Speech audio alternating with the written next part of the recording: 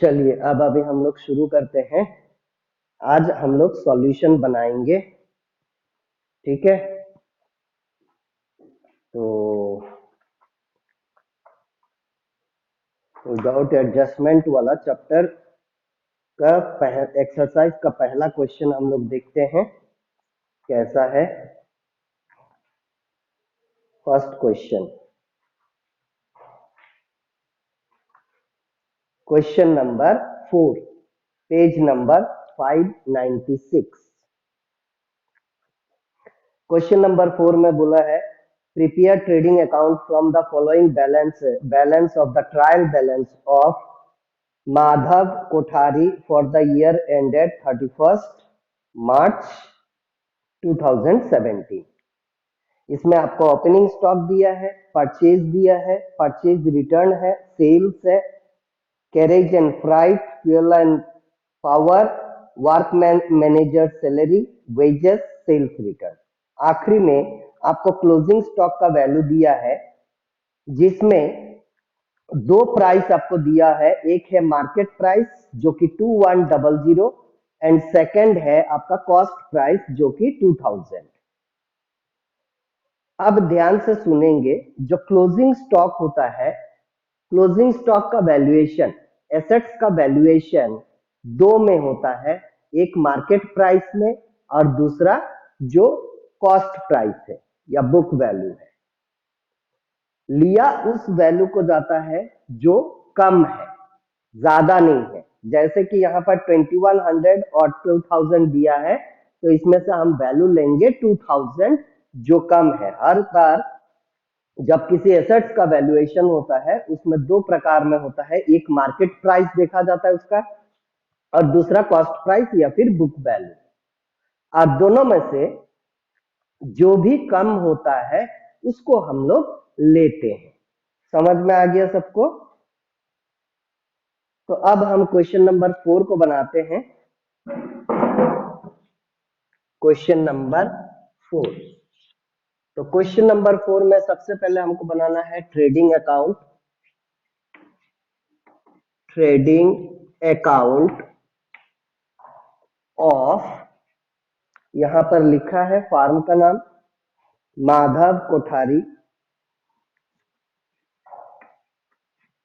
Madhav Kothari for the year ended, for the year ended 31st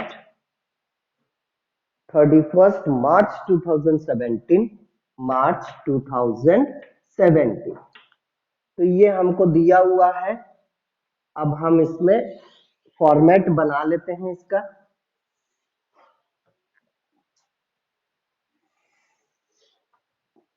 ये जो format है, इस फॉर्मेट को बनाना है। इस साइड आ जाएगा क्रेडिट, इस साइड आ जाएगा डेबिट, यहां पर आ जाएगा particulars, amount and particulars amount. ये हो गया इसका फॉर्मेट।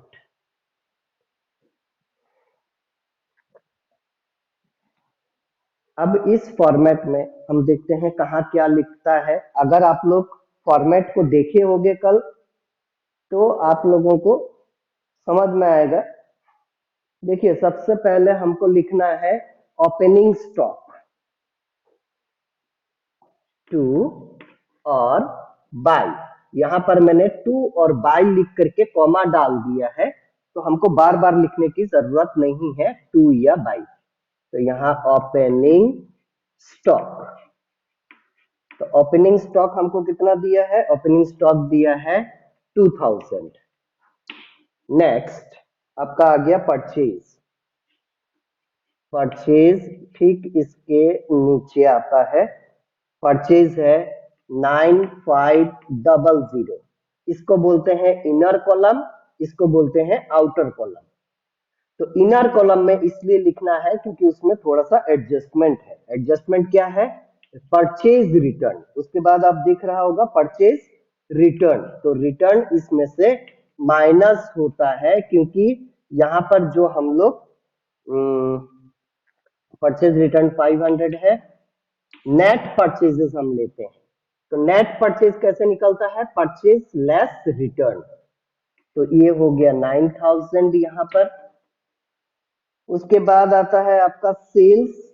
सेल्स आपका पहले इधर आएगा और सेल्स का वैल्यू दिया गया है 34,200। अब इसमें से इसको भी मैंने इनर कॉलम में लिखा है क्योंकि इसके अभी रिटर्न दिया हुआ है, तो रिटर्न हम लोग जब आएगा तब लिखेंगे। ठीक है। उसके बाद आपका एक्सपेंसेस आ गया, ये सब डायरेक्ट एक्सपेंसेस है। Carriage and freight, carriage and freight है आपका 2000, तो 2000 यहाँ पर।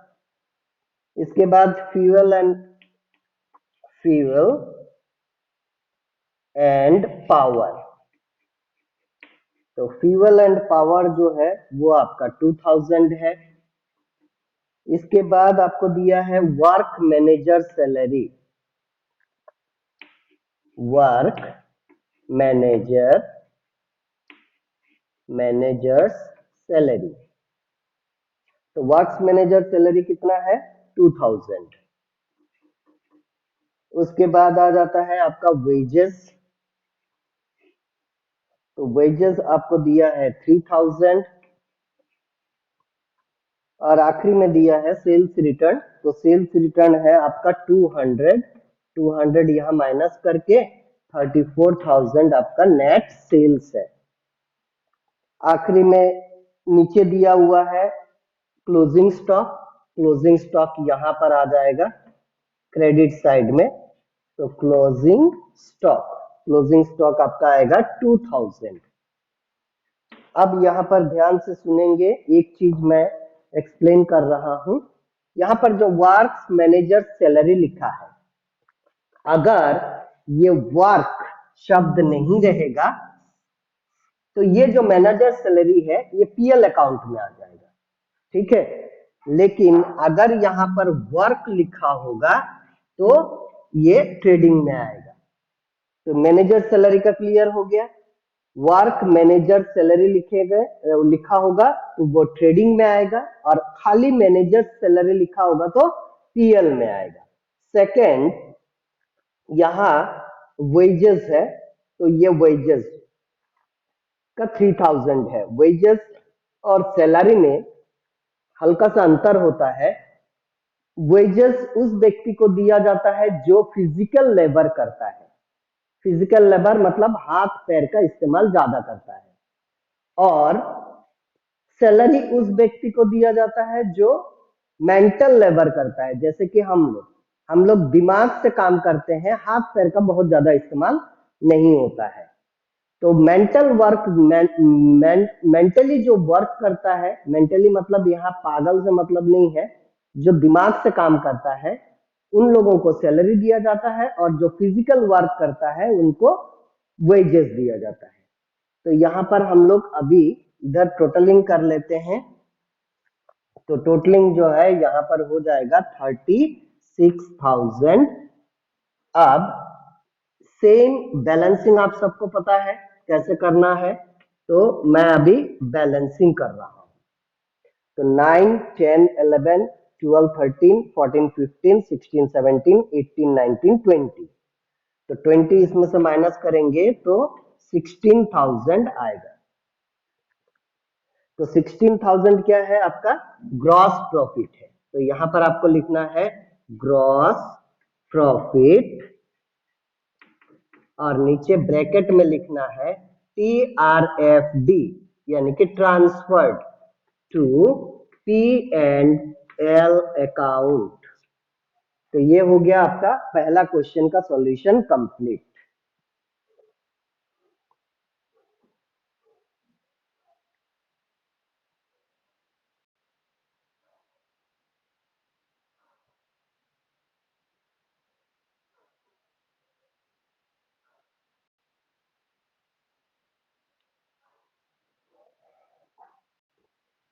तो अभी हम लोग सॉल्व करने वाले हैं क्वेश्चन नंबर 5। क्वेश्चन नंबर 5 में बोला है from the following balances of Suresh and company. तो अभी क्या आ गया, सुरेश।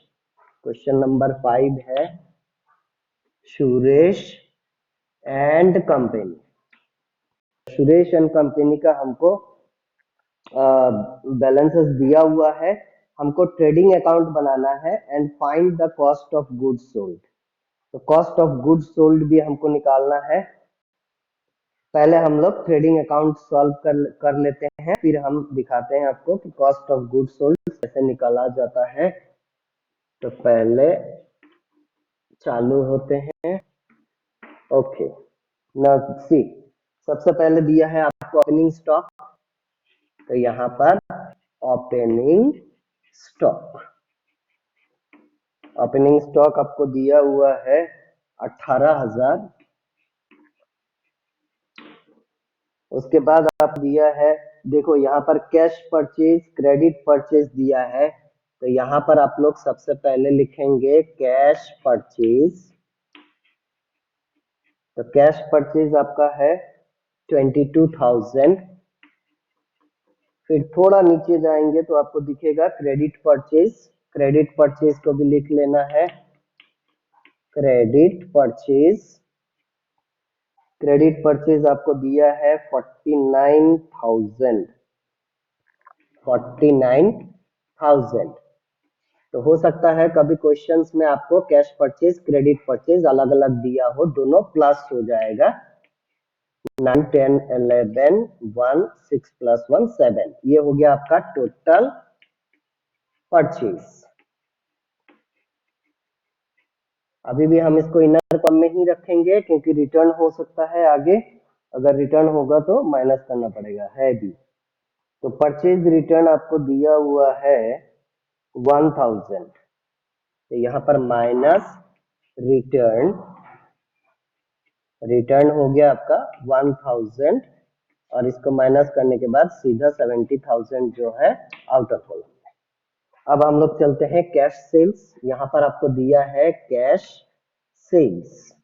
तो कैश सेल्स आपको दिया है 33,000। उसके बाद आपको दिया हुआ है क्रेडिट सेल्स, दैट इज 71,000।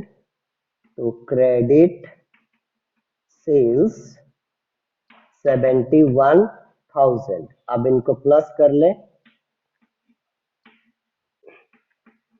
ये हो गया आपका टोटल सेल्स। अब इसमें से माइनस करना है रिटर्न। रिटर्न आपके क्वेश्चंस में नीचे दिया हुआ है, सेल्स रिटर्न 3000। इसको माइनस करने के बाद यहाँ पर प्लस हो गया, यहाँ माइनस हो गया, करने के बाद आता है 101,000, यानी कि 1,01,000। इसके बाद आपका यहाँ पर भी प्लस हुआ है, यहाँ माइनस हुआ है। इसके बाद हम लोग आ जाते हैं एक्सपेंसेस में। वेजेस आपको दिया हुआ है 12,000। उसके बाद आपको दिया है फ्राइट। फ्राइट का मतलब होता है जो रेलवे से सामान लाया जाता है उसका जो किराया होता है, उसको हम लोग फ्राइट बोलते हैं। तो फ्राइट हो गया आपका 2,500। 2,500। इसके बाद आता है ऑक्ट्रोई। ऑक्ट्रोई के बारे में बता रहा हूं। ऑक्ट्रोई होता है रोड टैक्स। ऑक्ट्रोई का मतलब होता है रोड टैक्स। तो रोड टैक्स हो गया 1,500। उसके बाद आपका परचेज रिटर्न, सेल्स रिटर्न और आखिरी में क्लोजिंग स्टॉक दिया है। तो क्लोजिंग स्टॉक हम लोग लिख लेते हैं यहाँ पर, क्लोजिंग स्टॉक। तो क्लोजिंग स्टॉक आपको दिया हुआ है 24,000। तो 24,000 हो गया आपका क्लोजिंग स्टॉक। यहां तक हमने सारा चीज एंट्री कर लिया है। फिर से मैं एक बार रिपीट कर रहा हूं, ओपनिंग स्टॉक 18,000 आपके बुक में कैश परचेज और क्रेडिट परचेज दिया था, तो आप दोनों को प्लस करेंगे, आएगा टोटल परचेज, उसमें से रिटर्न माइनस करेंगे, आएगा नेट परचेज। उसके बाद वेजेस आपको दिया है, फ्राइट दिया है, ऑक्ट्रॉय दिया है, ये तीनों जो है ये डायरेक्ट एक्सपेंसेस है, क्योंकि ये रिलेट करता है परचेज से या फिर रॉ मटेरियल परचेज से। नेक्स्ट आता है आपका कैश सेल्स दिया है, क्रेडिट सेल्स दिया है, तो दोनों को ऐड करके निकलेगा टोटल सेल्स, उसमें से आप माइनस करेंगे रिटर्न, आ गया आपका नेट सेल्स और क्लोजिंग स्टॉक। तो अब हम लोग इसको बैलेंसिंग करते हैं। यहां पर आ गया आपका 1,25,000, यहां पर भी हो जाएगा आपका 1,25,000। अब ये सारी चीजें माइनस हो जाना है, तो 18 प्लस 7 यानी कि 25 हो गया। यहाँ पर 25 के नहीं, हाँ 25 नहीं 18 हो गया, उसके साथ 70 फिर 12, फिर आ जाएगा 25 तो 2.5 और यहाँ पर 15 तो 1.5।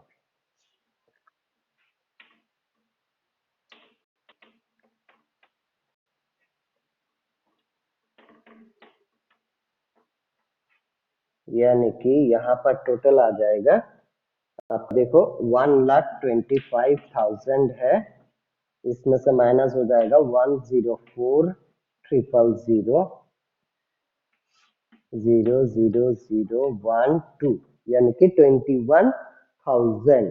तो ग्रॉस प्रॉफिट हमारा कितना हो गया, to gross profit, gross profit आपका हो गया 21,000 और ब्रैकेट में लिखेंगे TRFD, transferred to P&L account, ये आपको लिख लेना है। ये हो गया आपका यहां तक खत्म।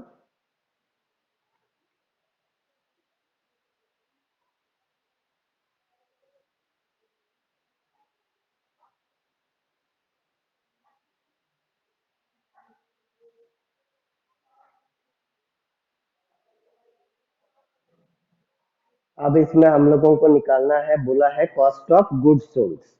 तो कॉस्ट ऑफ गुड्स सोल्ड का फॉर्मूला देख लीजिए, कॉस्ट ऑफ गुड्स सोल्ड, इसका जो फॉर्मूला है ये है opening stock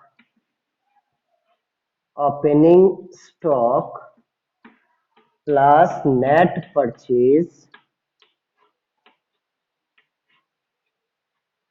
purchase plus direct expense minus closing stock. ये हो गया आपका फॉर्मूला। अब बुक में से देखते हैं, देखिए ओपनिंग स्टॉक हमारा क्या है 18,000 प्लस नेट परचेज बोला है, तो नेट परचेज आपका यहाँ पर 22,000 कैश परचेज है। अब क्रेडिट परचेज है आपका 49,000 माइनस आपका परचेज रिटर्न है 1,000 प्लस डायरेक्ट एक्सपेंस में आ जाता है आपका वेजेस 12,000 प्लस उसके बाद फ्राइट आएगा 2,500 प्लस उसके बाद ऑक्ट्रॉय आएगा 1,000 और माइनस आपका क्लोजिंग स्टॉक होगा, तो क्लोजिंग स्टॉक आपको दिया है 24,000। अब यहां पर देख लेते हैं 18,000 प्लस यहाँ पर 2249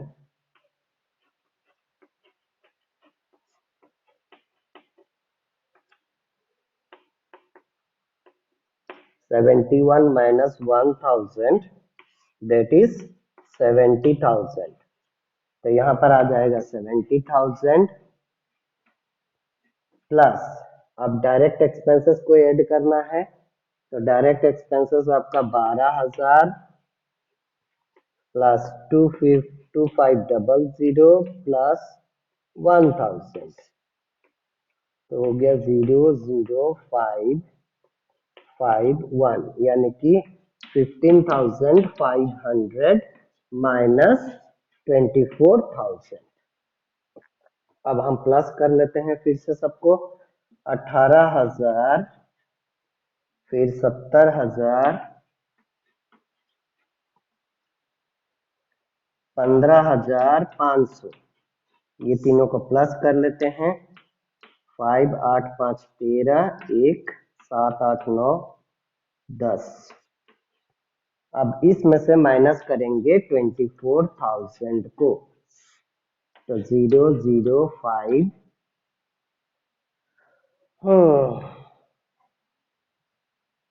यहाँ पर हो जाएगा 9, 9 में से 2 गया 7, तो 79,500, 500 का गड़बड़ आ रहा है।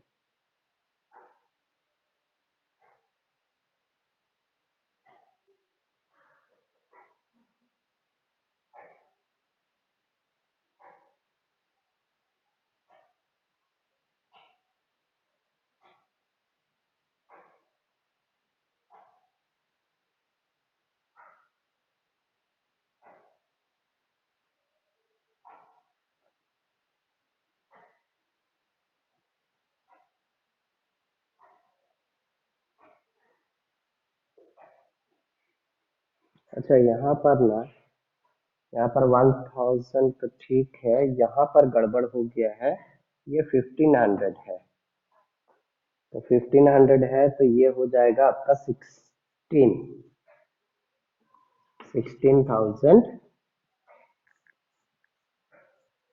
0 0 0 8 और 14 7 8 9 10। अब यहाँ पर हो जाएगा, हाँ अब आ गया आपका आंसर, दैट इज 80,000। तो यहाँ पर आपका सॉल्यूशन हो गया 80,000, ये आपका कॉस्ट ऑफ गुड्स सोल्ड।